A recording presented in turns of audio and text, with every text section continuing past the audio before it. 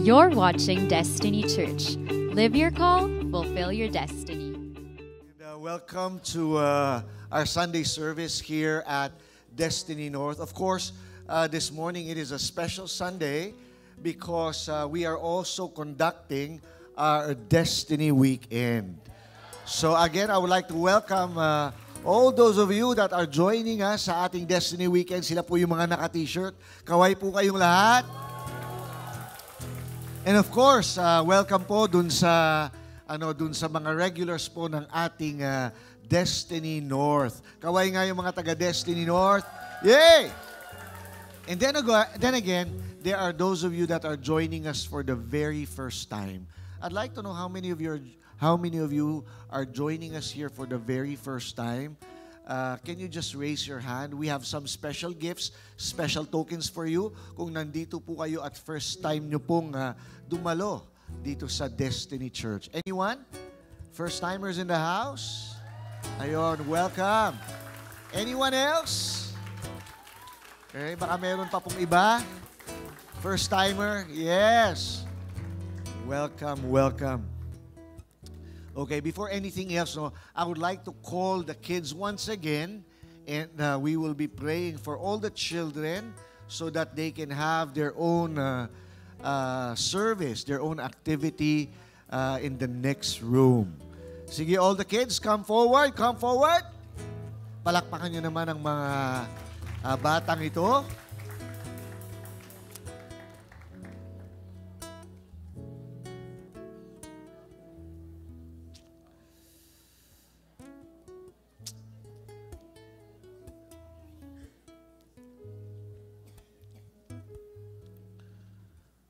Sige, let us pray for all these children. Can we extend our hands over them as a sign of blessing? No, we are blessing them.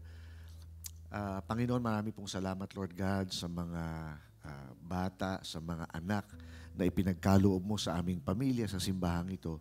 And right now, Lord God, we would just like to declare your blessing upon them.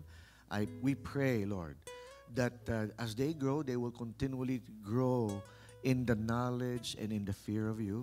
We pray that every one of them will come to know you as their Lord and Savior.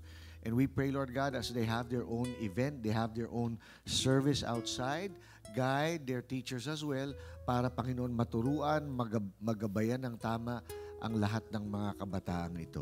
Salamat, Panginoon, and we bless them, Lord, in Jesus' name. Amen. Amen. Praise God. Sige, kids, you can go outside, and I believe you have the second floor, tama ba, is reserved for you.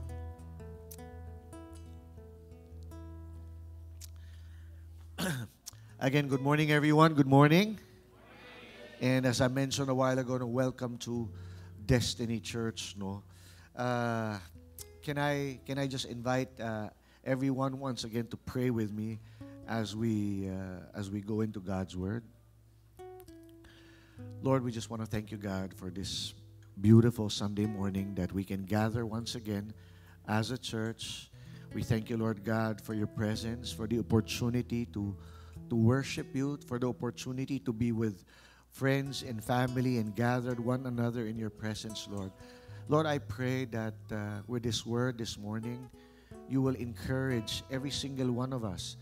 Speak to our hearts, Lord God, young or old alike. I pray, Lord God, na kayo, Panginoon, mismo yung mangungusap sa puso at isipan ng bawat isa.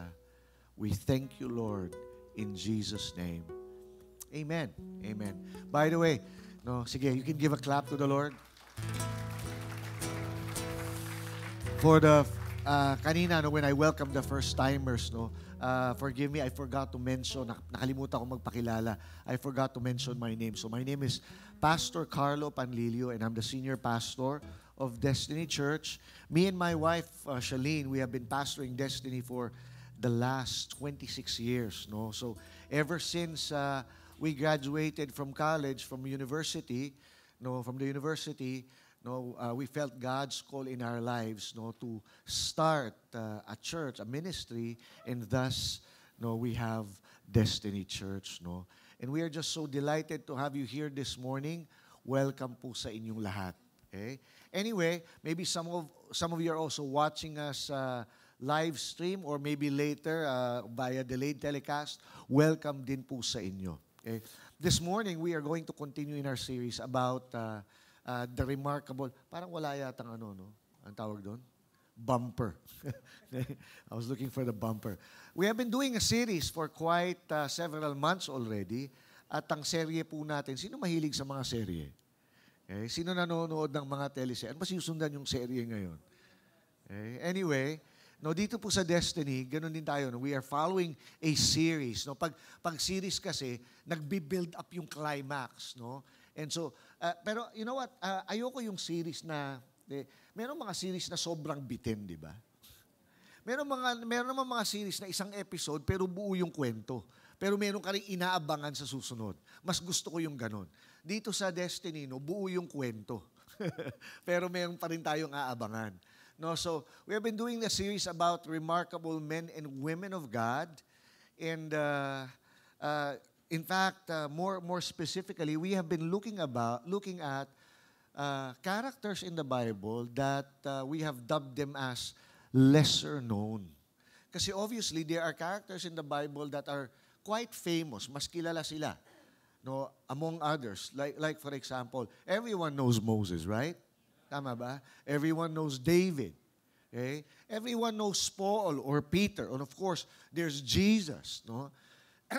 There are popular characters in the Bible, but then I realized na merong mga characters sa Bible that are, sabihin na nga natin, lesser known. Kumbaga, hindi sila ganun kakilala. No? You know, na-realize ko, every single one of us, kahit paano gusto nating makilala. Tama ba? No, you don't wanna go out in this world totally unrecognized and invisible. No, you want to be known. Kaya nga even when we die, no, why is it na gumagawa tayo ng lapida, no? Dun sa taong pumanaw na. Because somehow, despite the fact that he's already dead, we want the memory of that person to live on, no? Na parang hindi lang ito isang tao na namatay na, and that's it. Nobody knows him. But even in his death, no, even in our deaths, we want to be known. Right? But then again, yun nga, in as much as gusto nating makilala, yung totoo no, mas marami sa atin yung hindi naman talaga kilala. No, I mean, may mga tao talagang sikat. But then again, there's you and me that are not really that famous, no? But it does not mean that if you are not famous, it does not mean that you are not known. Because obviously, God knows us. The Bible tells us that if God cares for the birds, no, that fly, yung mumunting maya, na sa totoo lang, is there anyone who is really thinking or caring about those birds, no, yung maya? No, pero sabi sa Bible, not even one of them falls to the ground. Wala daw namamatay, nahuhulog na maya na hindi alam ng Diyos. But even yung detail na yon, no, God knows. And then Jesus said this, sabi niya, kung yung maya kilala ng Diyos, how much more you? Sometimes we feel that nobody knows us, sometimes we feel that we don't even exist. Sometimes we feel that. But I want you to understand, God knows you. In fact, there's this verse, no? There's this verse that we always share here at Destiny. Sabi doon, Jeremiah 29 verse 11, I know the plans I have for you, declares the Lord. Here is God telling us, anak, I know the plans I have for you. No? Sometimes we don't even realize that the God of the universe knows you personally and He has a plan for you. Sabihin mo nga sa katabi mo, God knows you and He has a plan for you. Tama ba? Sabi dyan, Jeremiah 29 verse 11, plans to what? To prosper you and not to harm you. Plans to give you a hope and a future. Praise God. God knows us. No? So, na-realize ko, yun nga, merong mga lesser-known characters sa Bible. Lesser-known kasi sabihin natin na unlike yung iba, talagang nabigyan sila ng panahon o ng kwento, no? Merong mga ilan na halos nabanggit lang. In fact, And the English term for that would be they were merely a mere footnote in the Bible. And we have been talking about several of them. This morning, we're going to be talking about one more character that seems to be or relatively lesser known, but then again, medyo kilala siya. Not because buo yung kwento niya, it just so happened na yung letter, di ba? Marami dun sa mga pinag-usapan natin na lesser known. Kunyari kilala nyo na di ba? Si Onesimus, si Tychicus, si Archippus, no? Mga pahapyaw lang. In fact, most of these people were just part of Paul's team, and they were just mentioned. No, sometimes not even one verse was attributed to them. Okay? Like for example, last week si Nympha. Okay? Sabi ni Paul, ang tanging bagay na sabi patungkol kay Nympha, give my greetings to Nympha, for the church ano sabi niya? For the church that meets at their home. Yun lang. Okay? Ngayon itong taong pag-uusapan natin, kahit paano medyo kilala siya, pero hindi nga dahil sa buo yung kwento niya, it's just that yung letter mismo, nakapangalan sa kanya. In other words, naka-address sa kanya, kaya patunog. No? In fact, dalawang sulat ni Paul. No? Many of the New Testament writings, you need to understand ay mga liham, epistles kung tawagin, letters of Paul to the churches, like the church in Rome, the church in Colossae, the church in Galatia, yun yung mga simbahan nung araw.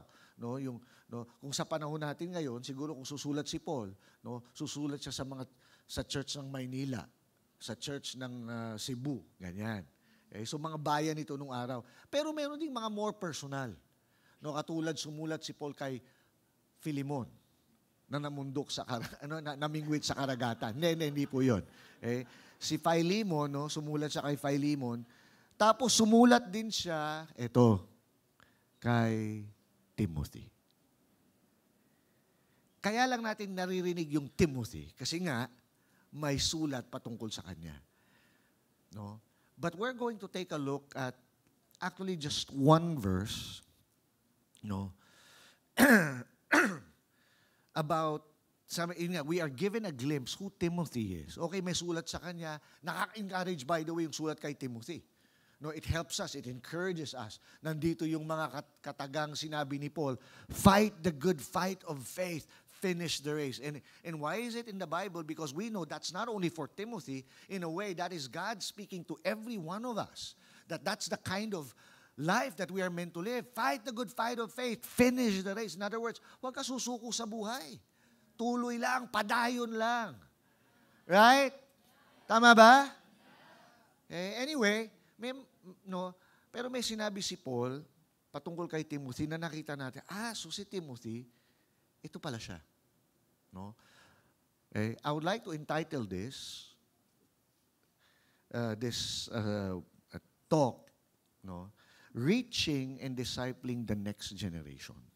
Meron akong subtitle, 5 Smooth Stones. Mamalalaman niyo kung para saan yung 5 Smooth Stones later.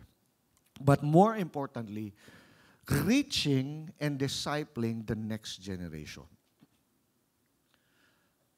Samahan niyo ako sa 1 Timothy chapter 4 verse 12. Again, 1 Timothy chapter 4 verse 12. Yun nga, sumulat si Pablo, si Apostol Paul, kay Timoteo. Ito yung kanyang unang liham. Meron pa siyang pangalawang liham, but we're going to focus right now in 1 Timothy chapter 4 verse 12. And this is what Paul, in this particular verse, tells Timothy. Sabi dito, basahin natin Don't let anyone think less of you because you are young. Be an example to all believers in what you say, in the way you live, in your love, your faith, and your purity. That's it. That's our verse. So, dun sa sulat ni Pablo, apparently, meron siya, actually, patapos na yung liham dito. Nga, nasa chapter 4 na to. Sabi niya, Timothy, Don't let anyone think of less of you. Huwag mong hayaan na maliitin ka ng mga tao. Dahil ikaw ay isang kabataan. Now we are given a glimpse. No, kasi wala naman tayong, yun nga, other than this, no, wala naman tayong biography o iba pang kasulatan patungkol kay Timothy. Sino ba siya? Anong edad niya? Anong natapos niya? But then, dahil nga sa, may nabanggit si Paul, sabi niya, don't let anyone think less of you just because you are young. So this gives us a clue. Timothy was a young man. He was a young person. Okay? And Paul tells him, no, wag mong hahayaan na maliitin ka. Okay? May tanong ako dito. Sino na dito at least at one time in your life naranasan nyo ng mamaliit? Yung iba talagang maliliit, no? Alam mo yan, nataas ka agad ng kamay. Pero naniniwala ako na kahit na yung malalaki, nakaranas na tayong maliitin Kasi meron taong higit sa atin at merong taong mga, sabihin na lang natin, mata pobre. No? Kala mo kung sino. At yun nga, no? Nang mamaliit sila. Okay? Regardless of your age, regardless of your status in life, there will always be people like that they think too highly of themselves and nang mamaliit sila. No? Ito pa masakit. No? It's one thing na maliitin ng ibang tao, pero alam niyo I think nakikita kong problema, pag sarili mo minsan minamaliit mo. In other words, you have a wrong idea of who you are. You have a wrong self-image. You have a dysfunctional self-image about who you are. That you tend to, and probably because, I think the reason na ang isang tao mamaliitin niya ang kanyang sarili, kasi nasanay na siya na minamaliit. No? Probably he's hearing it from his parents, no? Okay, habang lumalaki siya, no, sinasabihan siya, bobo ka talaga, wala ka talagang kwenta, hindi ka maasahan, and then tumatatak yun. Hanggang sa that person already starts to believe that lie, that he is not meant for anything, and he looks down on himself. Okay? And so, now, okay, and maybe mayroon naman mga tao that their confidence is okay, pero yun nga, you cannot help how people will judge you. Apparently, Timothy, just because he's young, he's being judged. Okay? Minamaliit siya. No? And meron talagang tendency, no? Ako na-realize ko, pag yung pag tumatanda ang isang tao, no, merong tendency na, naalala ko yung kanta ng Apo Hiking Society. Batang bata ka pa. Di ba? Alam niyo yun? Hindi. Yung mga kaidaran ko lang dito, no? No, Apo Hiking. Taas ang kamay ng mga Apo Hiking. Yan. Mga matatanda na kayo. No? Di ba yun yung kanta, di ba? Batang bata ka pa at marami ka pang kailangang malaman at intindihin sa mundo. Yan ang totoo. Di ba? Parang pinapamukha na wala kang alam. No? Totoo naman yun. Totoo naman na pagbata ka, syempre you have less experience. Pero I think it is wrong na ang mga matanda, no, dahil porket matanda na tayo, ibig sabihin maliitin natin, i-dismiss natin ng kabataan.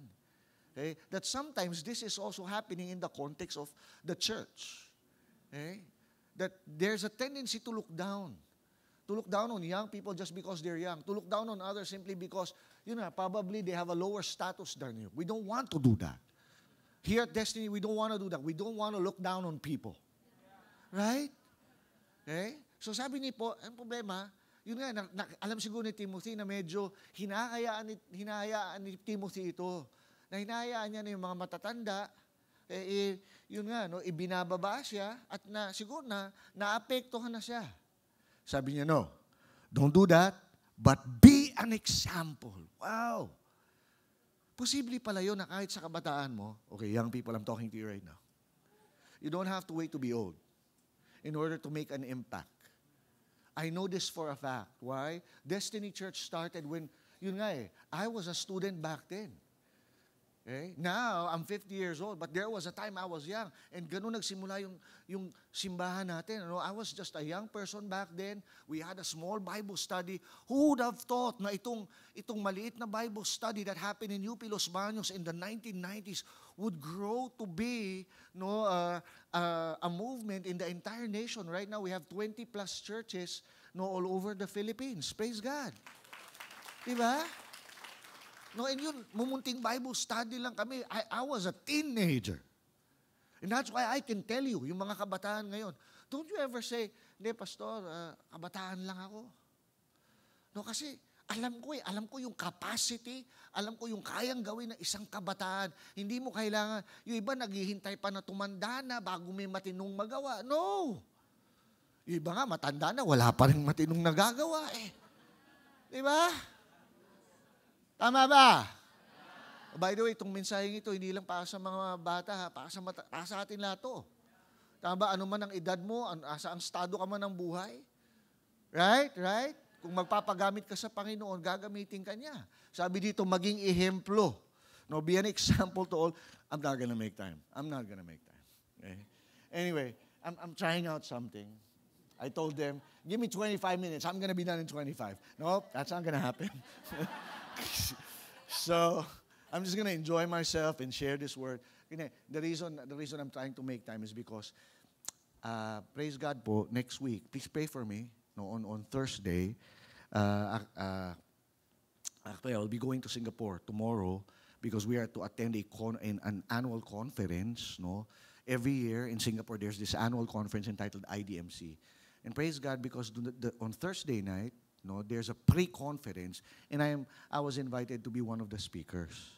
And they asked me to share on this topic. Kasi nga alam nila that we started our church as young people, no, and they gave me 25 minutes. So tinatry ko. pero saka ko na gagawin sa Singapore na.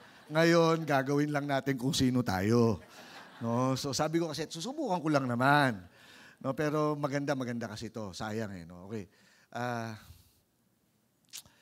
So, you know, this message is not just for young people. And you know, I'm not a young person anymore. I'm 50 years old. I'm not old. Just for the record. No, but I know that yun nga, I'm in that probably siguro transition age that, no, am I old, am I young? I don't know. But one thing I know, I will not look down on our young people. Right? Okay? So, but also, I will not look down on our old people. In as much as ginamit ng Panginoong Diyos ang mga kabataan, sa Bible, ang dami niyan. David. Okay?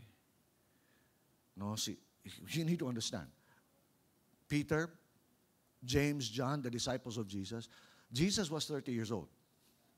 In other words, in the culture of the Jews, yung mga Hudyo, no one. So Jesus was a rabbi. No one disciples someone that is older than them. So, okay, it is a given that every single one of those 12 disciples were younger than Jesus. So they were all probably in their 20s. Some Bible scholars believe some of them were probably even in their teens. And you need to understand, those 12, after Jesus died, they changed the world. Right? Praise God for young people. But then there is Moses na ginamit ng Diyos sa edad na 80. May 80 na ba dito? May pag-asa ka pa. Ginamit. Si Abraham, saka si Sarah, kailan nagkaanak si Abraham? 100 years old. Okay? Sabi mo, yung mga matatanda dyan, sabi mo, may asim ka pa. 100, nagkaanak pa si Abraham. Si Sarah, 90 years old, nung nagkaanak. Ay, pambihira. Ganyan ang Lord pag nagpagamit ka. Anyway, baka masyado nung mapahaba, pati yung, okay. So sabi dito, but now, the question is, why did Paul say this? I have a question here that I wrote. Why the youth? And by the way, I want you to understand that this is, as Destiny, this is our bias. In as much as we are reaching people of all ages, We can taking care of people, ang tawag nga na dito ay from cradle to the grave. No, mula ka panganakan hanggang sa ilibing ka, nandito kami para sa iyo. Okay? No, we want to take care of people from all walks of life, from all age groups. But I have to say that there is a particular bias that we have for the young. Bakit? It's just a fact of human history. No, let me give you why we should not look down on young people. Why you as a young person should not look down on yourself. Okay? Sabi nga dito, maging ehemplo ka. Be an example in what? In purity. Okay? Ano yung nakalagay dyan? Sige, just put up the verse, no? Be an example to all believers in what you say. Sa pananalita mo, sa iyong pamumuhay, in love, no? Sa pagmamahal, sa pag-ibig. No, dapat pala yung kabataan ehemplo sa pag-ibig. Tama ba? Tama ba? Hello? Right? No, kahit kabataan ka pa lang, you are already an example of what it means to really love. Hindi yung parang you cheapen the idea of what love is. Okay? Right? Be an example in love, in faith, in your purity. Okay? So why young people? Number one, there is an unprecedented window of openness. Pag pinag-usapan natin ang mga kabataan, one cannot deny that it is in this season in your life, in one's life, na talagang bukas tayo eh. Okay? In other words, open ka. Okay, what do you mean by open ka? It's just a fact of life that when a person is young, when they're still a child, they are more trainable, they are more moldable, right? That's just a given. Okay? Alam natin na sometimes pag mas matanda ka na, mas mahirap talagang turuan eh. Okay? Kasi nga, dumating na sa punto, you have already formed habits. And when you already have formed habits, when you're old, okay, mahirap nang baguhin yun. Kaya pala sabi, behavioral scientists, social scientists, psychologists, all agree with this scientific thing. Okay? That it is during one's youth that one is most trainable, moldable. Okay? Mas madali talagang turuan ng bata. Okay? Kapag kabataan ka, mas madali kang matuto. Kaya sabi sa Bible, Proverbs 22 verse 6, okay, it's not there in my slides, train children to live the right way. And when they are old, they will not stray from it. Ang ganda. New Century Version, train children, train young people to live the right way. Okay? So when they are old, pagtanda daw ng isang batang naturuan ng tama sa murang edad, habang kabataan sila, natuto sila ng tama, pagtanda nila, hindi sila mapapariwara. Bakit? Natutunan nila yung tama eh. Right. Alam ko, parang may na-discern ako nagtatanong, paano yung matanda na, Pastor? Natuturuan pa ba yun? Kaya sabi ni Jesus, you must be born again. By the way, baka manalito iba. We're not talking about religion. Nung sinabi ni Jesus noon, walang born again na sekta. Ang tinutukoy niya, katulad ng para ka ipinanganak na muli. Dahil pinanganak ka muli, ibig sabihin bata ka muli. Dahil bata ka muli, bata muli yung puso mo, okay, madali ka uling maturuan. Jesus said this, the kingdom of heaven belongs to little children. Unless you become like a child, you can never enter the kingdom of heaven. I don't know about you, I want to enter heaven.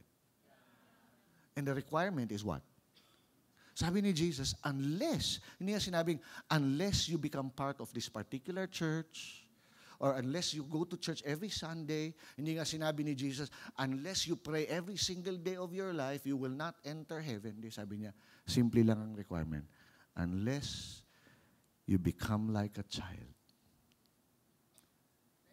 you will never enter. Ano yung sabi like a child? Yun nga bumalik sa parang pagkabata na willing kang matuto, willing kang mabago. Tama? Tama ba? Praise God. Yung mga matanda dyan, may pag-asa ka pa. Kaya ka pang baguhin ng Lord, di ba? Pwede pa palang matuto, hindi porket matanda na, wala na. Okay. No, now, here's what I realized. One key reason that young people are so important, especially, for example, in ministry, is because of the immense opportunity to lead people to Christ. And I know this for a fact. Okay? There was a time, our church, ngayon na nga lang, nagsitandaan na eh. But about, when we started in 1990, every single one of us were basically young people. No? At nakita ko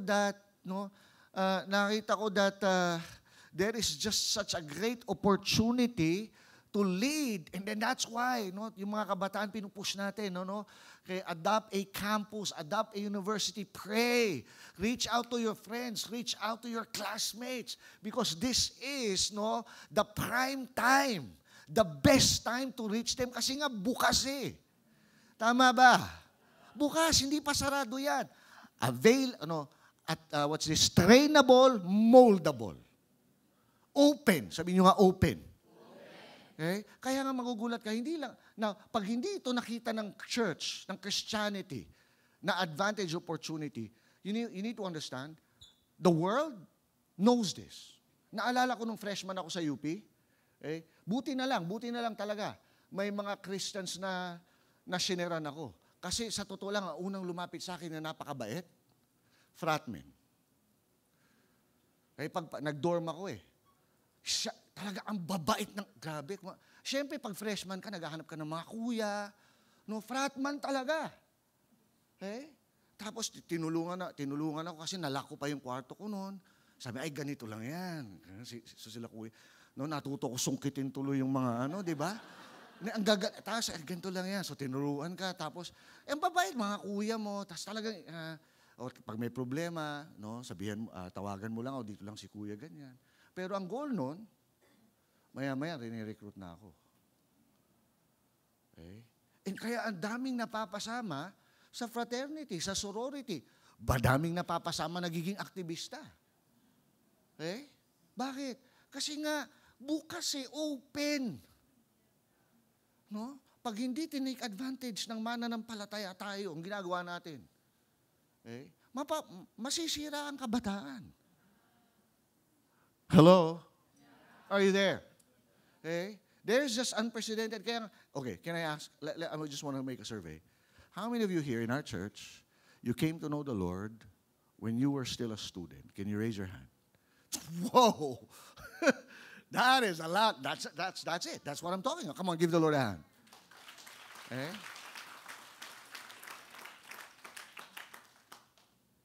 So, yun nga, bukas lang talaga that it's just a fact of life. Number 2. Why young people? Why we should not look down on young people? Why did Paul say, Timothy, don't look down, don't let anyone look down on your youth. Because with the youth, when you reach a young person, you don't reach just one person, you are actually reaching future leaders. You are reaching future leaders. I remember, we have testimonies of this. Years back, decades ago, one of the students that came to know the Lord in our church, she was from Bicol, okay? And she came to know the Lord through our ministry to Students of Destiny.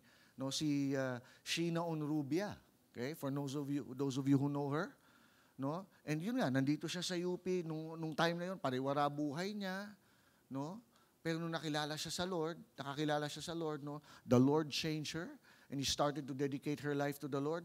Natapos niya yung kurso niya sa UP and the Lord put a burden in her heart. Bumalik siya sa Bicol to run for public office as counselor.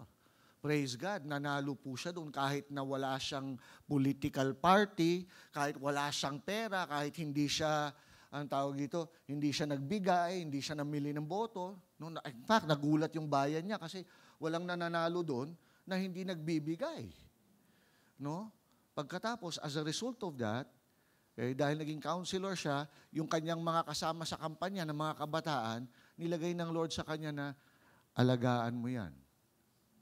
No? That's why nakapagsimula tayo ng Destiny Bicol, Destiny Tabaco. Praise God. Now, sino si Sheena? After 3 terms, no? She was a city councilor in Tabaco, and right now, no, she's a lawyer. She's married, no? And also, she happens to be, no, the board member in the province of Albay and also the provincial administrator. When we reached her, when she was young, we were reaching a future leader. Are you there? Kayo mga kabataan dito, baring hindi ko nakita ako magiging leader, pastor, huwag mo malitin ang sarili mo. Tama ba? Tama ba? No, maaring nung yun nga, nung maaring bago mo nakilala si Lord, magulong-magulo ka, parang walang mapakinabangan sa'yo. Pero yun nga, binago na ng Lord ang buhay mo at gagamitin ka ni Lord. Tama ba? No, ako, I don't know kung anong gagawin ng Lord. Posibly ba that I'm speaking here and one of you guys would be the future president. And then sometimes parang, I mean, if you think about it, yun nga, si Sheena dati, sino ba siya? Wala naman siya eh. Now, she's already provincial board member and provincial administrator of the province of Albay. And by the way, madami yan. Ano? Kung isa-isahin ko, si Attorney Ronan, one of my first disciples here in UP, literally, no, pioneer SOD. Ngayon, he is a police, ano pagkatas ng captain? Major. He is a police major in the PNP and a lawyer. Right? Nung sinirang ko yun, si Attorney Ronan, napaka-problemado. Naubos sa oras ko doon, kaka-counsel sa kanya. Hindi, tanungin niyo siya, hindi sasabihin ako, alam niya yon. Naubos ang oras ko madaling araw, pupunta ako sa UP. No, kakausapin ko siya kasi may problema siya sa buhay niya. No, little did I know that one day, ito palang inaalagaan ko, kinaka-counsel ko, tinulungan ko, magiging isang police major and attorney. Right? Right? Tingnan mo nga yung katabi mo, sabi mo, tawagin mo kahit ano lang, attorney, doktor. No? Andito na ba si Doc Joyce? Doc Joyce? Okay. I'm not sure if it's time right now. Maybe it's time. Doc Joyce, can you share? Just, here's another one. Here's another example of what I'm talking about. No? When you reach a young person, you reach a future leader. Okay? And by the way, no, we are not, of course, mayroong sense of pride, pero no. All I'm sharing to you is we are, no, I just want to maintain also that it is only by God's grace. Hindi parang magaling kami. No, hindi po ganon. It is only by God's grace. I want to keep my feet on the ground. No. It's not because we're great. It's because we have a great God. Let's welcome Doc Joyce Porto.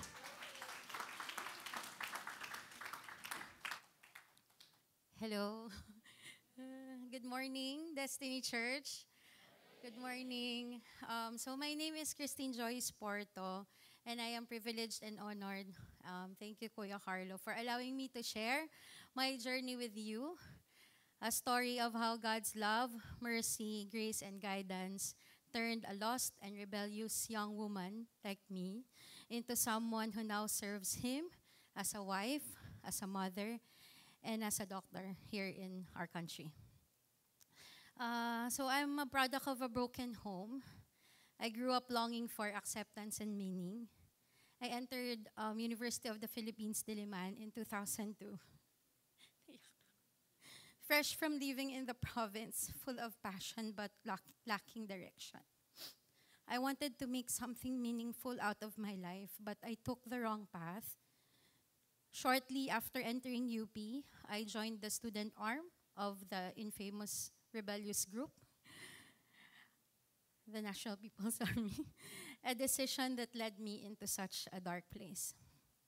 I was angry and hopeless, filled with hatred towards our government, towards the world, towards the family that I was born to, and towards myself. Trigger warning, because at 19, I was so lost and I even contemplated taking my life. I wrote a goodbye letter to my grandmother, telling her that I was ready to go to the mountains for the religious activities that I was involved to.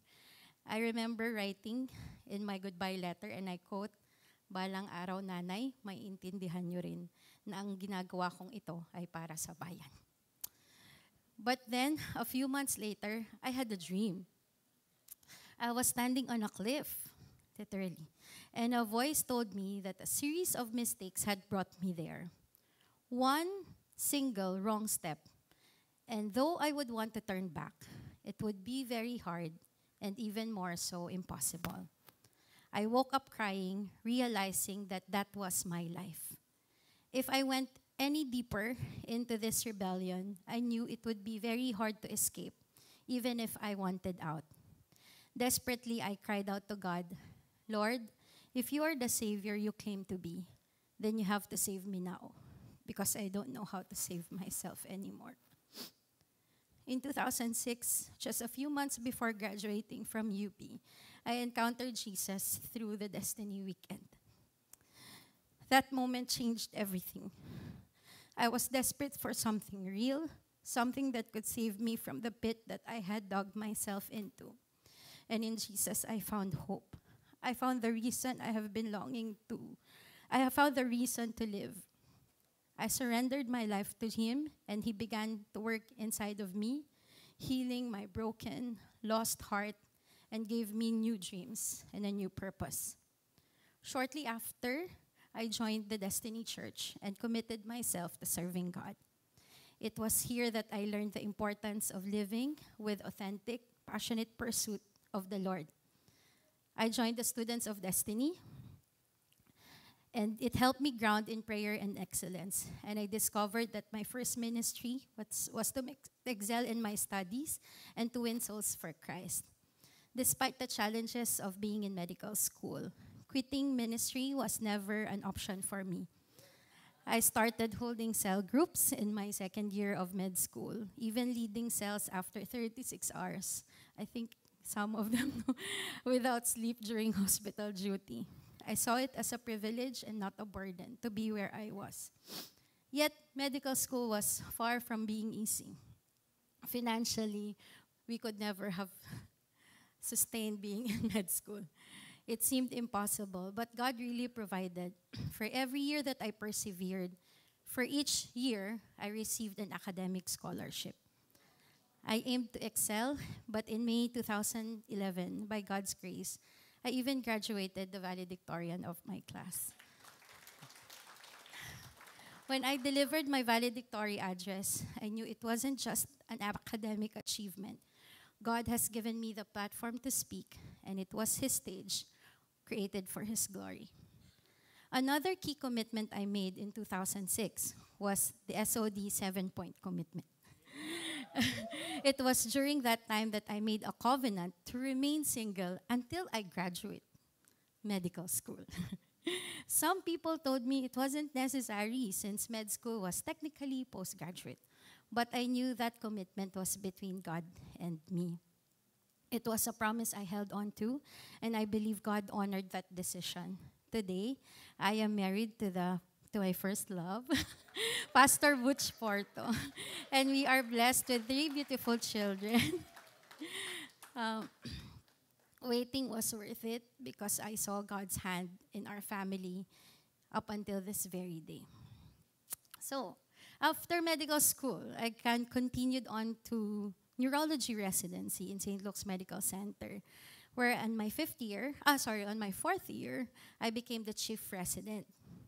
After passing the specialty board exams, God opened the door for me to become an international scholar at the Takeda Science Foundation in University of Tokyo, Japan's premier university.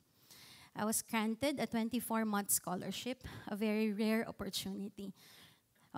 After fellowship, I was even given the opportunity to pursue PhD under the funding of my professor, specializing in molecular neurology or neurogenetics. It was one of the hardest parts of my academic journey, but I was convinced that that was the place where God wanted me to be.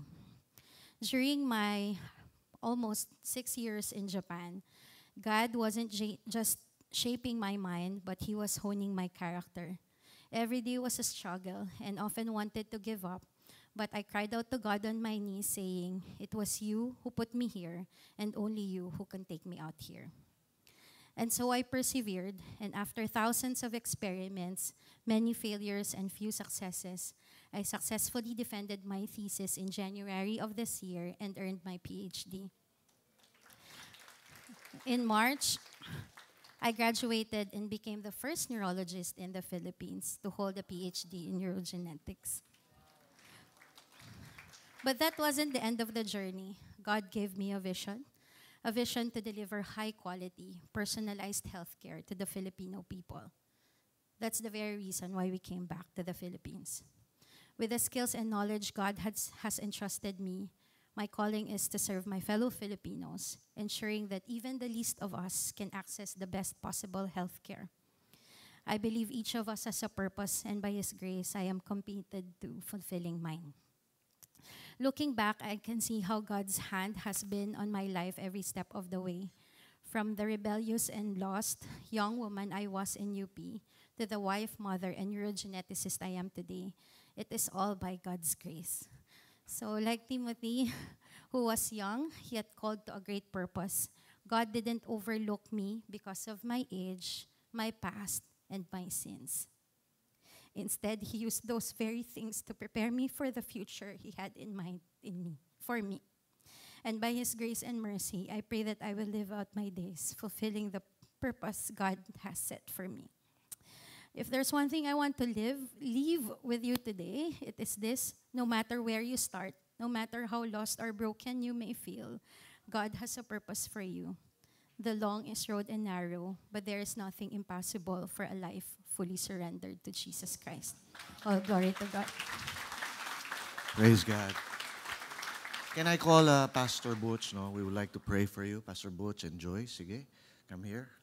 Of course, not only is Doc Joyce a doctor, but since, Pastor Butch, we believe that the call is one and the same. So, there are pastors here at Destiny. Okay, sige, ayan yung kanilang 3 chikitings. No. Pag-pray natin sila.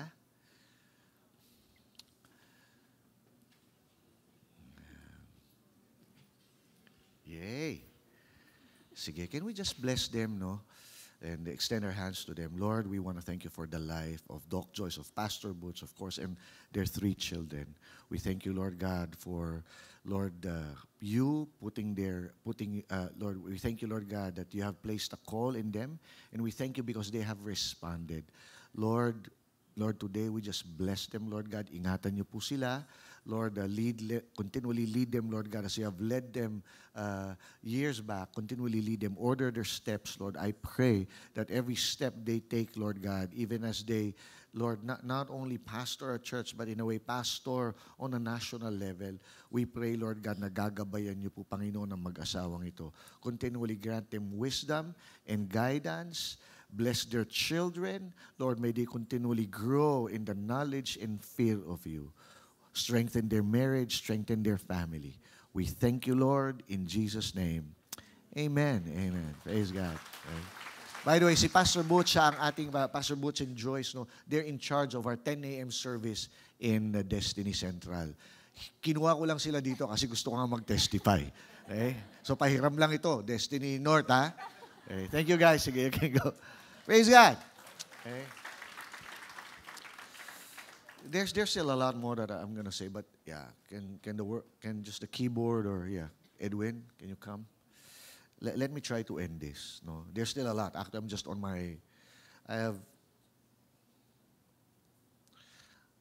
have 12 points, and I'm on my number 2. Congratulations. Okay. Sagasaan ko lang. So, why not look down on the youth? Sabi ko dito, yun nga, because when you reach a young person, you reach future leaders. Okay, si Doc Joyce, sa mga ibang nakwento ko kanina, isa lang yan. No? Actually, ang dami dito sa inyo. Pastor Olive, one of our pastors, in the business sector. Okay? Nandiyan, yun eh. I remember Pastor Olive, no? When I met Pastor Olive, I attended my first parang Destiny Weekend. We call it a youth camp. I was in college, he was in high school. Parang second year high school yata si Olive noon. Okay? And then, there's so much.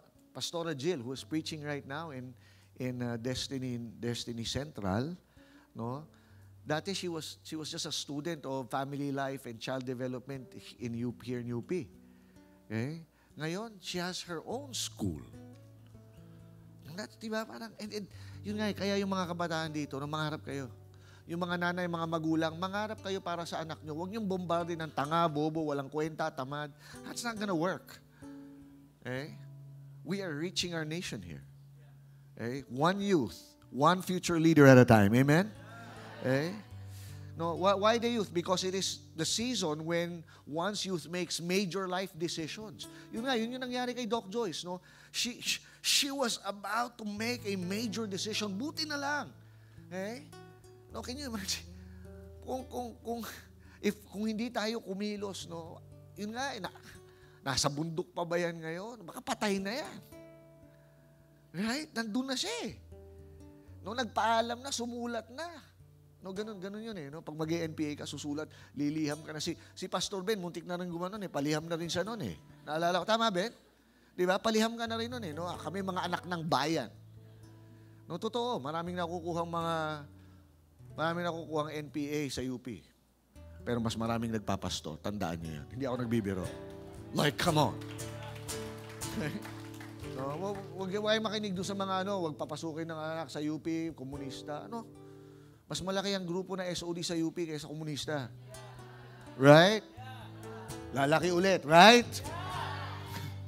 Pero hindi lang UP, no? Baka we're reaching all campuses. Okay, number 4, when we reach a student, we reach a family. When we reach a student, sino dito? Yun nga, you were the first one who came to know the Lord and then you have reached your whole family. Anyone here? Meron ba? Yes, ayun. Praise God. Right? You reach one person, you reach a whole family.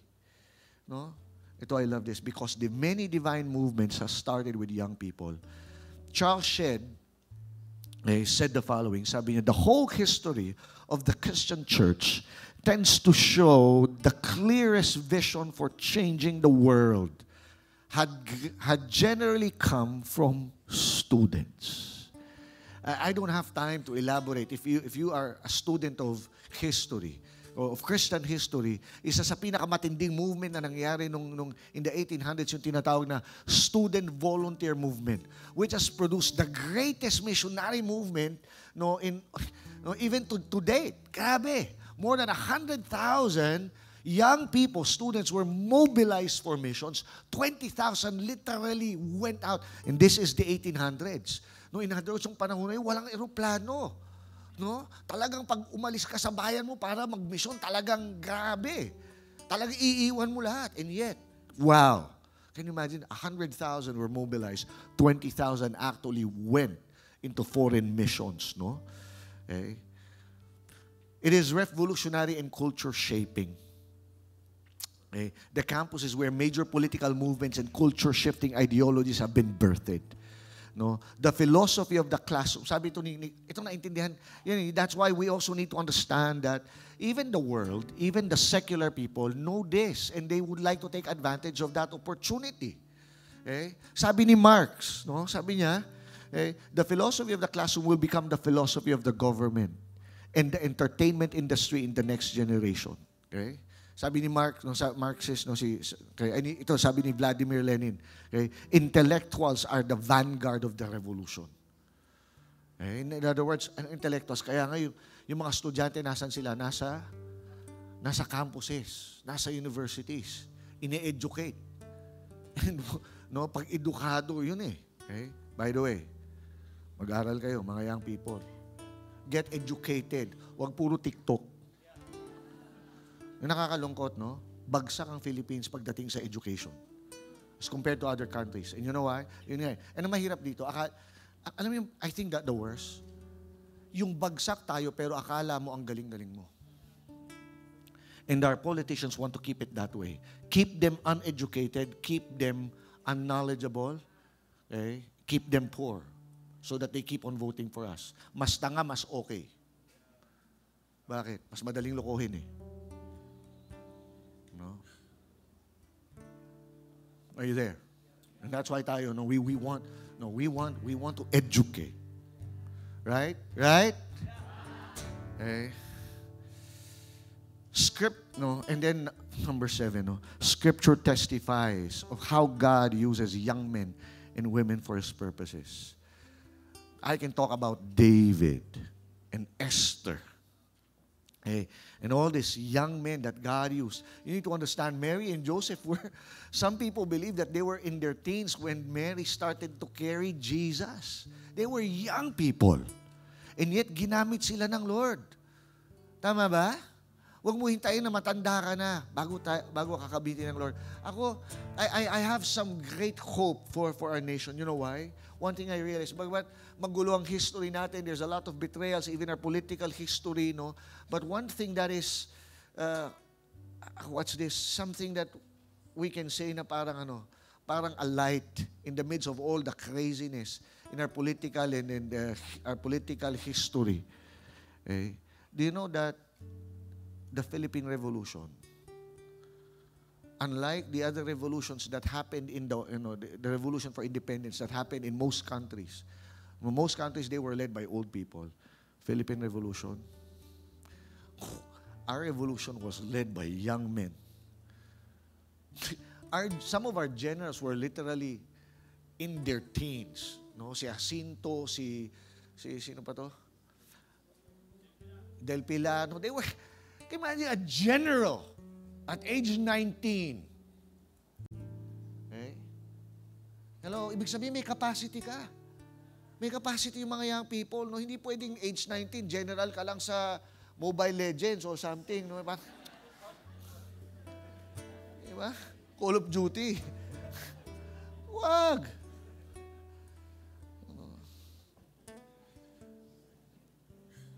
And so how do we disciple? How do we reach young people? Okay? Bilisan ko lang to. Number 1. How do we reach them? Number 1. Give them a cause to commit to. A cause. Ano ibig sabihin ng cause? No? I love this quote from Winky Pratney. No? Winky Pratney in his book, Youth Aflame, said the following. No? He quotes a verse in the Bible. Is there not a cause? And this quote came from David when he was about to face Goliath, kung alam niyo yung kwento. Sabi ni David, is there not a cause? Some 3,000 years ago, a young man asked that question. It is significant for this age that it was both a young man in that he had a good reason for asking questions about causes. Winky Pratney said this, the youth are looking for something to believe in, something to live for, something, if need be, to die for. Okay? Yun yung puso ng kabataan. Di ba? Kabataan, parang naghahanap ka ng isang bagay na mapapaniwalaan mo. Okay? Something you're willing to believe in, something to live for. Young people are looking for something to live for something. Honestly, you know what? Kaya lang kuyari na nahihikayat ng mga walang kakwentang bagay kasi hindi sila mapresentan eh. No? Kung ipe-present mo lang sana, no, wag mo ubusin, wag mo sayangin na oras mo sa walang kwentang pagpapalit ng boyfriend, girlfriend na buong buhay mo sumusunod ka sa bini or diba?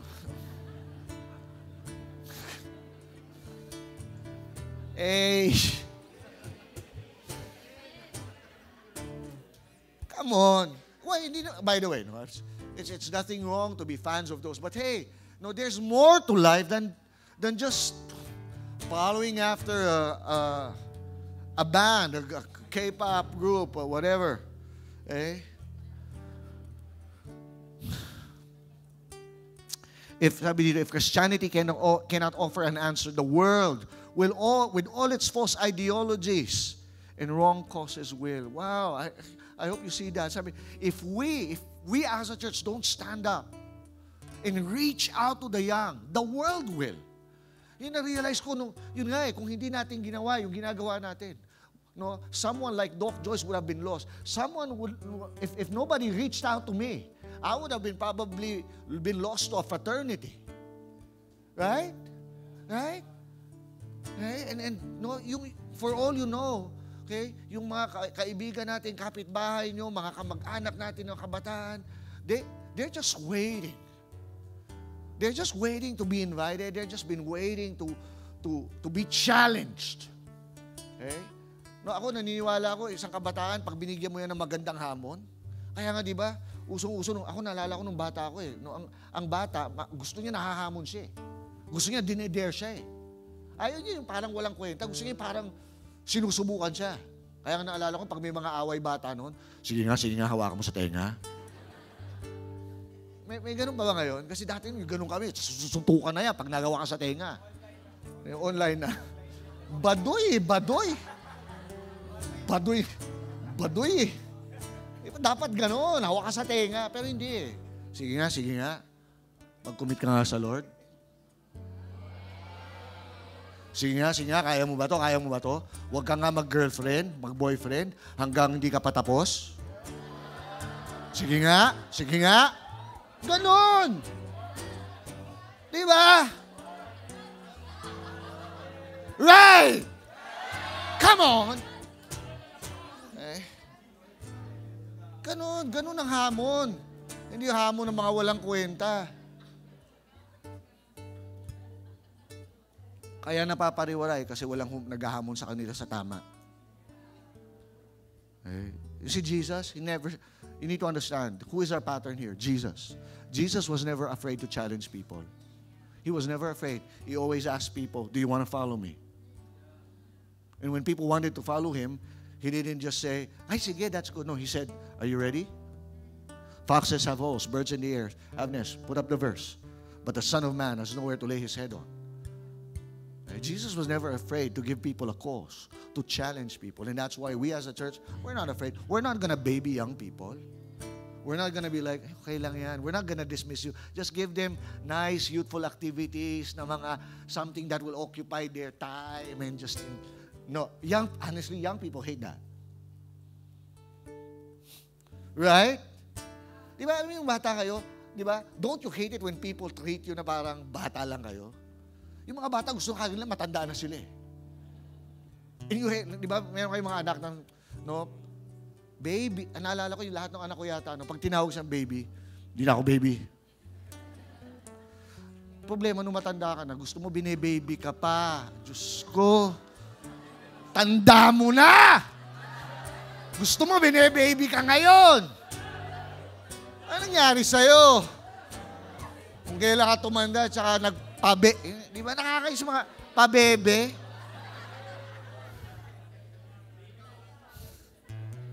Sabi mo sa katabi mo, kang pa-baby.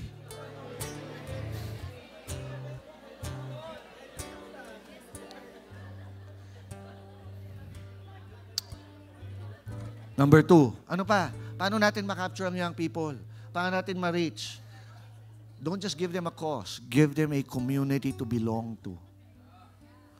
Yun nga, lahat ng tao, naghahanap yan ng community, naghahanap ng something that they can be part of, something that they can belong. Kaya nga, di ba, magtataka ka eh. Alam nila na pag nag-fraternity, hindi lang masasaktan, baka nga ikamatay nila. Pero bakit ganun? Bakit nagpa-fraternity pa rin?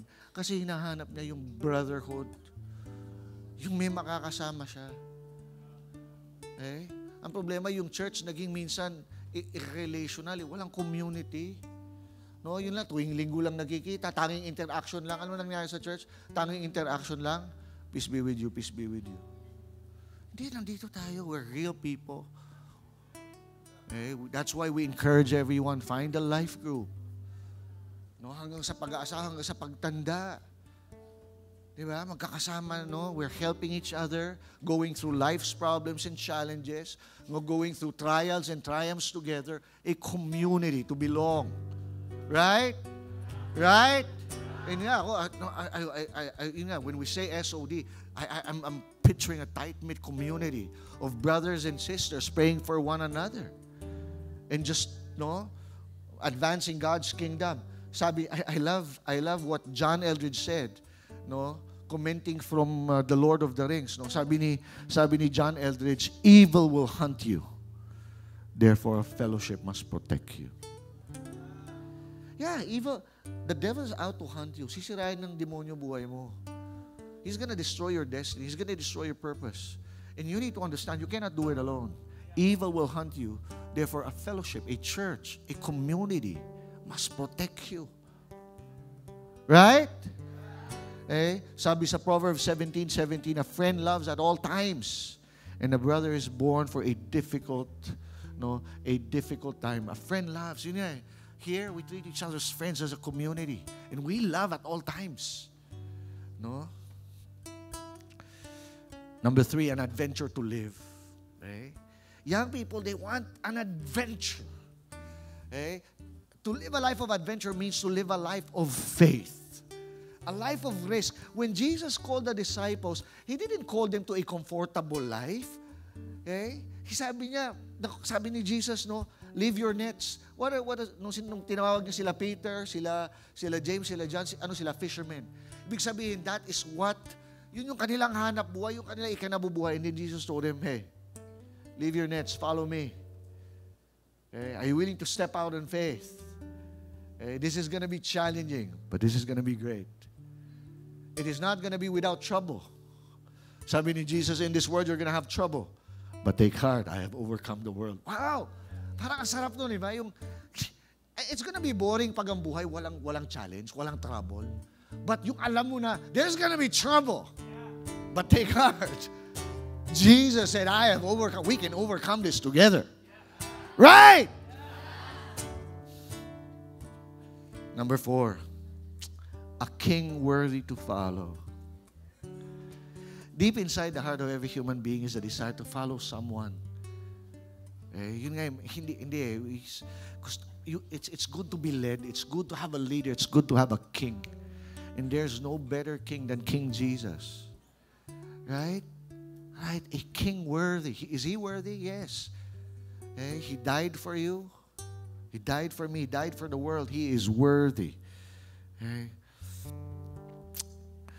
John 17 verse 3, and this is eternal life, that they may know you, the only true God, and the one you have sent, Jesus Christ. Number 5, a destiny to fulfill. Give people a sense of destiny. I remember one couple of years ago, I was sitting on a plane with another man of God. It's a great man of God. Hindi ko makalimutan yung sinabi niya. Magkatabi kami, sabi niya, okay, and I quote, no, it is only when one has a sense of history and a sense of destiny that one will have a sense of greatness that will lead him to live a life of legacy. Sabi itong mamang ito, sabi niya, it is only when one has sense of history. Alam niya yung history. Problema, maraming Pilipino walang sense of history. Kaya paulit-ulit tayo eh. Kaya alam mo yung kasaysayan, alam mo yung nangyari. Hindi yung revised. Hindi yung iniba. Okay? Stick with the facts. No? Okay? It is only when one has a sense of history and a sense of destiny. In other words, you know God has called you. Give young people that. Give them a sense of purpose, a sense of destiny. And they're going to live life with a sense of meaning. And number 6. So, nagigets nyo ba? Ang ganda nung isum up ko eh. A cause to commit to, a community to belong, an adventure to live, a king worthy to follow, a destiny to fulfill, and a process to go through. Ano yung process? It's a process of discipleship. Jesus said, come, follow me. He invited ordinary men to come and follow Him. And for 3 years, itong mga ordinaryong ito, no, karamihan sa kanila, hindi naman aral.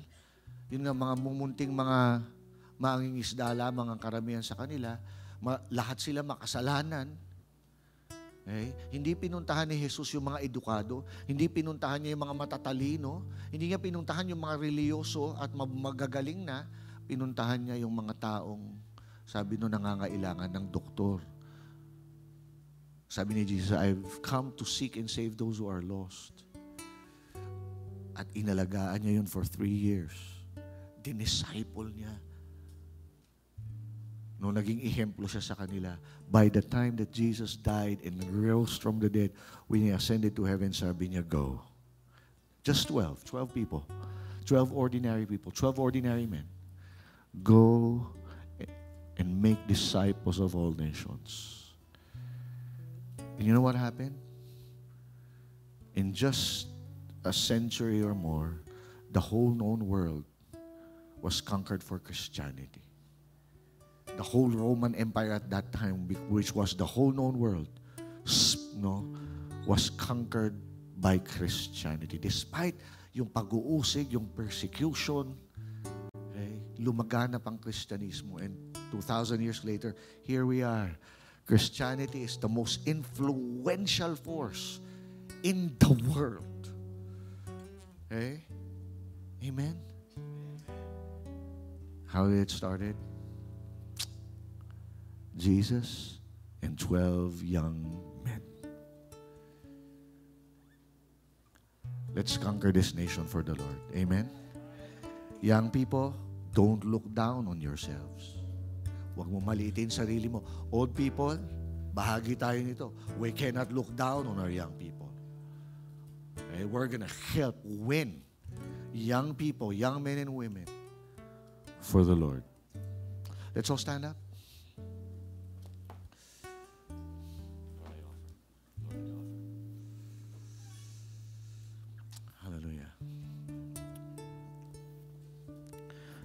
Again, I would like to challenge our especially our young people right now. Paul said, do not let anyone look down on your youth, but be an example in speech, sa pananalita, in life, sa buhay. Okay? In faith, in purity. If there's one thing that I am so thankful to the Lord, is that He called me when I was a young person. And I will not regret surrendering my life to Jesus at a young age. And I believe that a good number of you want to do that. Some of you, you've been part of this ministry, and hey, no, we know that commitment. We've counted the cost, and that doesn't mean, no, you are in a new season of your life. We're not committed anymore. It's just a different season, but the commitment is the same. The commitment is the same. Okay? Because in the kingdom of God, everyone is a child. Because unless one becomes like a child, he cannot enter the kingdom of God. Amen. Let's sing this song. Lord, I offer my life to you. Everything I've been through, you said for your glory. Lord, I offer my days to you, lifting my praise to you as a pleasing sacrifice. Lord, I offer you my Lord, I offer my life to you. Everything I've been through, use us, Lord, Use it for your glory. Lord, I offer my days to you, lifting my praise to you sacrifice. Lord, I offer you my life. Sing the verse. Yes, Lord. God. All that I am. All that that I am and all that I have, Lord, I lay down, Lord. I lay them down before you, oh Lord. All my regrets. All my regrets, All my acclaims, the joy and the pain, I'm making them yours.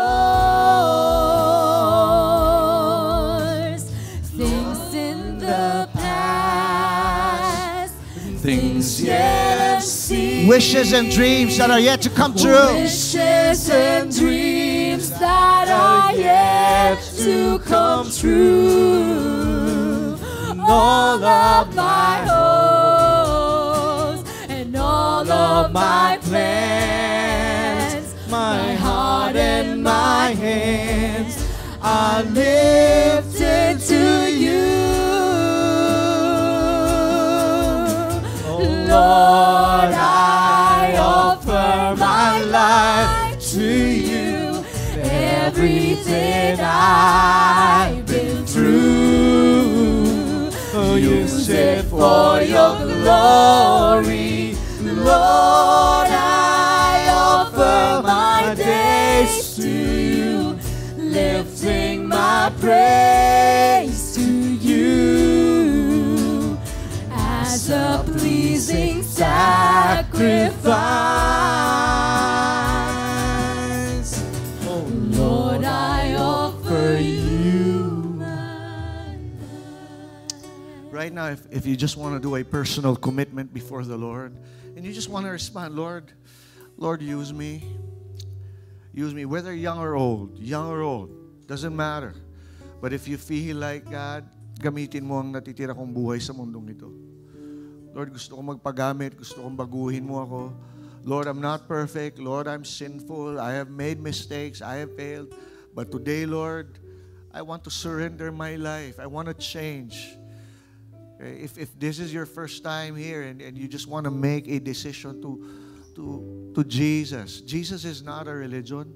He loves you so much. 2,000 years ago, Jesus died for you, gave Himself for you. And if you want to just surrender yourself to Him, repent of your sins, I believe today is the day. And for the rest of you, if you want to do that, just to reaffirm your commitment. Maybe I'm sure a lot of you have already committed your lives to the Lord. But right now, I just sense this, that just to make and reaffirm that commitment, and just respond. I want you to come forward right now. Just feel free to come forward. Come forward right now. We're just gonna pray. Just offer your lives to the Lord. Come on. Just come forward. Anyone, everyone. Doesn't matter. Young or old. Just come forward. If you want to give, if you want to surrender your life, this is your song. Lord, I offer my life to you. Lord, I offer my life to you. I offer my days to you. God, Lord. Sing my praise. God, we affirm our commitment, Lord. We affirm our commitment, Lord God. Here we are, Lord. Use us, Lord God. Use us. Use us, Lord. Go ahead, just lift up your hands. Sing this song to Jesus. Lord, I offer, God, everything I've been through. Use it for your glory. Lord, I offer my days to you, lifting my praise to you as a pleasing sacrifice. Lord, I offer you my Lord, I offer my life to you. Everything I've it for your glory, God. Use it for your glory. Lord, I offer my praise to you, lifting my praise to you as a pleasing sacrifice. Lord, I offer you my life. And what can we give that you have not given? And what do we have that is not already yours? All we possess are this life we're living, and that's what we give to you, Lord. Lord, I offer my life to you. Everything I've been through, use it for your glory, Lord. I offer my days to you, lifting my praise to you as a pleasing sacrifice.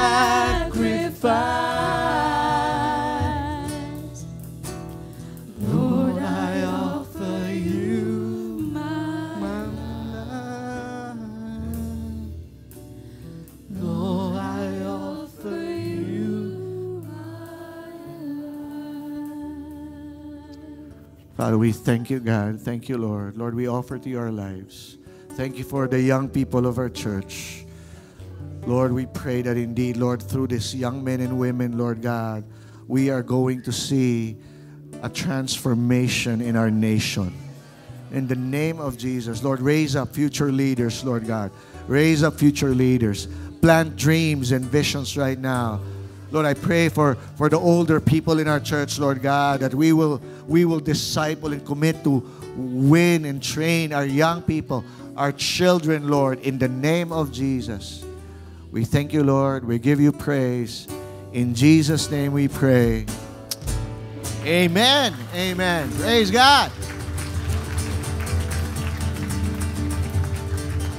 And amen. You may now go back to your seats. I'm going to give you quick announcement. Today is last Sunday, and every last Sunday of the month is our Mission Sunday. You may take your seats for a bit. So, Mission Sunday is our opportunity, number one, to thank the Lord for what He is doing and what He has been doing in our ministry. And it is also an opportunity for us to know, to discover, to understand ano ba yung ginagawa ng church upang mahanap natin yung ating bahagi doon. No? Ito po'y paanyaya upang makibahagi tayong lahat. Napakaganda po ng message ngayon patungkol sa pag-abot sa mga kabataan at pag-disciple sa ating mga kabataan. So ngayon, bilang Mission Sunday, ang akin pong ire-report ay ang ginagawa ng mga kabataan sa ating ministry. SOD, ako po'y gigilid sapagkat nais kong makita ninyo ito. Ito'y walang paa, so kailangan siyang gumilid sa sarili niya. Kung kaya niya lang, diba? So ang SOD po ay Students of Destiny. Ito po ang ating youth arm, no, ng church. Hinarang niyo siya sa akin, diba? Okay. Siya po ang youth arm ng ating church. Pag sinabing youth, 13 to 30. But last week, no, I attended an online, no, youth gathering. In-extend nila eh. 40 pababa, youth daw eh.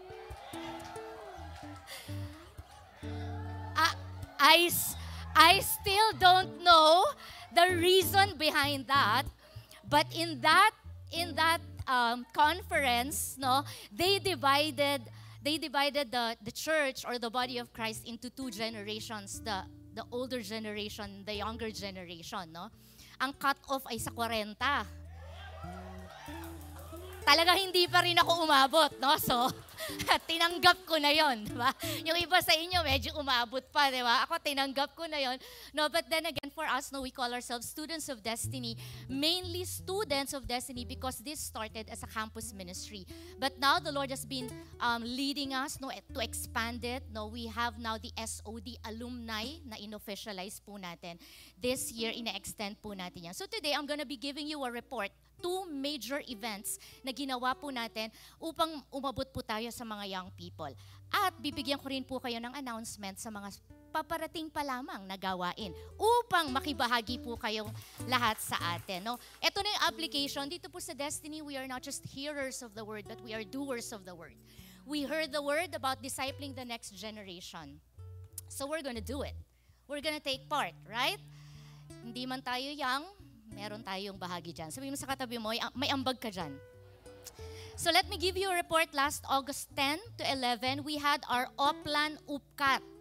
So alam po nating lahat na nagkaroon ng UPCAT ng 2 araw na yan. So this is an initiative of UPCYM or CRL Church of the Risen Lord inside UP Diliman to unite Christian organizations in UP Diliman to serve the campus and proclaim the gospel during UPCAT days. So slide number 4, we prayed for examinees, prayed with their parents, shared the gospel, gave out Bibles, encouragement, bookmarks, Bible verses, and provided directions to examinees. So ito po yung picture natin, no, ng mga, huwag ka pong uusod, sumabay ka lang po sa script natin. May script tayo, ayan. Okay, so nag-pray po tayo ng examinees and prayed for them. Sino po mga nakibahagi sa Oplan UPCAT? Tumayo nga po kayo, tumayo po ang lahat ng nakibahagi. Palakpakan po natin lahat ng volunteers, no? So, yeah, next year ulit. And yung mga gusto pong makibahagi, pwede pa rin po kayong sumama, no, for next year naman. So, narito naman po ang lara. So, yan po yung station natin. So, we were given a specific station or booth. So, dito po sumasagot tayo ng mga tanong ng mga kabataan, yung mga naliligaw po. No? May mga naligaw dyan, may mga dumating dyan. Ang testing center pala nila ay sa Pisay. Tapos yung isa ang testing center niya sa UP Manila. Pero sa UP Diliman siya. So, kailangan po talaga ng help. Yun, so in-assist po natin sila na mailipat sila ng testing center. Tapos ito po yung some of the students that we got to share the gospel with. Yan, and yan, pinicture natin sila. And we also have special shout out sa SOD Montalban. Nandito ba yung SOD Montalban? Tumayo nga po ang mga SOD Montalban. Okay. Ayan, humayo rin po sila, no? At nag-share ng gospel. Sige, upo na kayo, masyado kayong masaya. Upo kayo dyan. So we had a total of 63 volunteers. Palakpakan po natin ang Panginoon na humayo, nag-share ng gospel, ng gift of God. Ayan. Special shout out sa mga mommies and women of destiny na nakibahagi. Sino po yung mga women of destiny na nag-join po? Tayo po kayo, mga young professionals, mga mommies. Ayan, ayan po, ayan, palakpakan po natin sila. So that morning, we had our women's breakfast. So nag-training po kami and then sabay-sabay po kaming humayo to share the gospel and to pray. Just to share a bit of testimony, no? May mga testimonies from those na humayo, may testimonies din po dun sa mga nasharan. Isa pong testimony, no? Galing po ito kay Pastora Olive. Ayan. The mom beside her is a mom, nasa na yung picture yan. The mom beside her is a mom of an UPCAT taker. Naabutan siya ng Sunday service invite card ng mommies. Actually, ng isang usher ng Destiny North. She attended the Sunday service in North that day and she was crying and said she really felt the presence of God na parang katabi lang daw niya si Lord. At super na-encourage din siya sa message ng service. The following Sunday, bumalik po siya, kasama na niya yung anak niya na nag-UPCAT. Nag-attend po sa atin. And then, yours truly was able to share by the grace of God to another mommy naman na nag-comment siya. Hinanap niya tayo kasi may bookmark tayong pinamimigay. Hinanap niya po tayo sa Facebook tapos nag-comment siya doon. Sabi niya, thank you to the miss. Yan, nagbigay daw sa kanya na ako po yung miss. pero Mrs. na po ako. Together with her daughter na nag-share nga daw at nag-encourage sa kanila. And then next photo is Arnie. We met her Sunday. Tama ba, Arnie? Oo nga, yun nga sabi ko eh. We met her Sunday early morning in our booth. Afternoon pa yung exam niya. After I shared the gospel with her, I invited her to Destiny North. She attended the service. Beside her is another examiner that day that we also got to invite to church. Here is the post she made thanking SOD for the guidance and the encouragement. We are reaching people, we are impacting people. Amen? The second report I would like to give is the SOD Homecoming. This is another annual thing that we are doing sa SOD. SOD Homecoming is a special SOD gathering that happens annually where the current SOD, the SOD alumni, and the new SOD members gather for a day of commitment and a day of recommitment. A total of 250 attended that event. Let's show the photo. Ayan, 250 attendees. Sir Jerry Gambala spoke a powerful message about nation building and commitment. So before, 20 plus years ago, SOD is just all about campus ministry. But now the Lord expanded our vision, expanded our ministry. We are now about nation building, not just campus ministry, but building our entire nation through the grace of God and by the power of the Word of God. Amen? And ako rin po ay nag-share on that day ng 7-point commitment. At makikita po natin sa mga pictures na yan yung altar call ng recommitment ng SOD alumni at ng current SOD. So ito pong mga alumni, ito po yung mga current SOD. Pag tinignan naman ng muka, hindi naman nagkakalayo. Para namang iisa edad nila, diba? So we have a new generation of SOD who made a commitment to the Lord. Sino pong nag-attend ng SOD commitment service, homecoming? Makitayo po tayong lahat. Lahat ng nasa homecoming. Yes. Ang tunog ng mga committed. Okay, sige, upo na kayo. Ang saya natin. Announcement na po sa mga susunod nating initiatives at iimbitahan ko po kayong makibahagi. Ang susunod po natin ay ang UP SOD Freshie Treat. This will be happening September 5. Kailan? Alas 5 ng hapon sa UP School of Statistics Auditorium. Makibahagi po tayo. Pwede tayong pumunta ng maaga-aga pa lang upang maghatak po tayo ng mga estudyante at mag-join po sa UP SOD Freshie Treat. Ang ating pong theme ngayon ay Level Up Campus Life to the Max. And we all know that campus life will be to the max only through Jesus Christ. So yun po ang ating main message. And then, next ko pong paanyaya sa inyo ay makibahagi sa SOD life groups. Marami po tayong life groups all over the metro. The newest that we opened now is the Antipolo SOD life group for high school.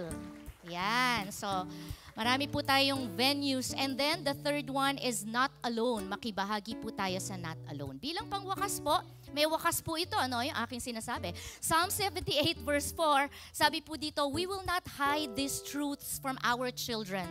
We will tell the next generation about the glorious deeds of the Lord, about His power and His mighty wonders. Hindi po tayo mapapagod, hindi tayo mapapagal, hindi tayo tatahimik.